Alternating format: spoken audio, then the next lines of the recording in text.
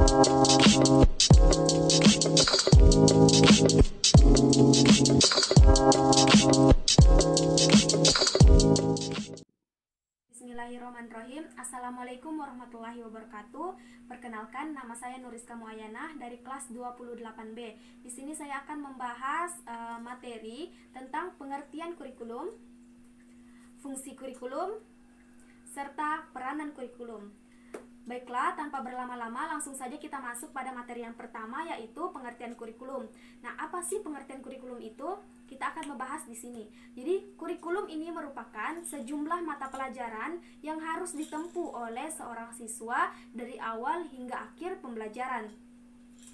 Istilah kurikulum ini berasal dari dunia olahraga yang arti katanya yaitu kurir yang berarti pelari dan kurer yang artinya tempat berpacu. Dan pada saat itu kurikulum ini diartikan sebagai suatu jarak yang harus ditempuh oleh seorang pelari dari garis start hingga finish.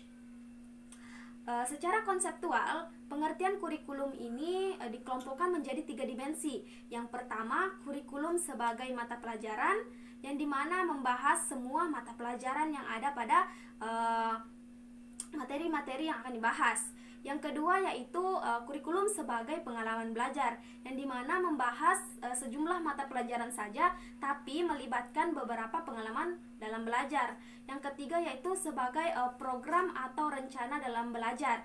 Jadi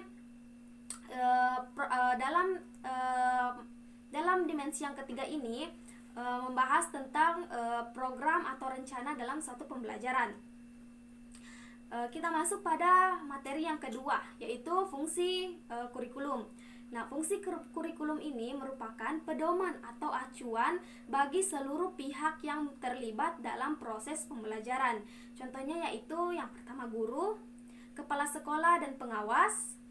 Ketiga yaitu orang tua, siswa, dan juga masyarakat. Nah, bagi seorang guru, fungsi kurikulum ini sebagai pedoman dalam melaksanakan pembelajaran. Bagi kepala sekolah dan pengawas, yaitu fungsi kurikulum sebagai pedoman dalam melaksanakan supervisi atau pengawasan. Yang ketiga yaitu bagi orang tua sebagai pedoman dalam melaksanakan atau membimbing anak belajar di rumah. Yang keempat bagi siswa, fungsi kurikulum ini sebagai suatu pedoman dalam belajar. Yang kelima yaitu untuk masyarakat. Nah, untuk masyarakat ini sebagai pedoman dalam mendukung proses pembelajaran yang ada di sekolah. Selanjutnya yaitu fungsi kurikulum ini memiliki 6 fungsi yang berkaitan dengan siswa sebagai subjek didik. Yang pertama yaitu penyesuaian. Penyesuaian di mana siswa diajarkan untuk menyesuaikan diri dengan lingkungannya. Yang kedua yaitu integrasi. Integrasi ini yaitu untuk melahirkan pribadi-pribadi yang utuh, untuk menghasilkan pribadi-pribadi yang utuh pada peserta didik. Yang ketiga yaitu diferensiasi. Fungsi diferensiasi ini merupakan memberikan beberapa pelayanan dalam suatu perbedaan individual yang ada pada siswa atau peserta didik. Yang keempat yaitu persiapan. Nah, persiapan ini merupakan fungsi di mana siswa memberikan persiapan kepada dirinya untuk melaksanakan pendidikan ke jenjang yang selanjutnya. Yang kelima yaitu pemilihan, di mana siswa ini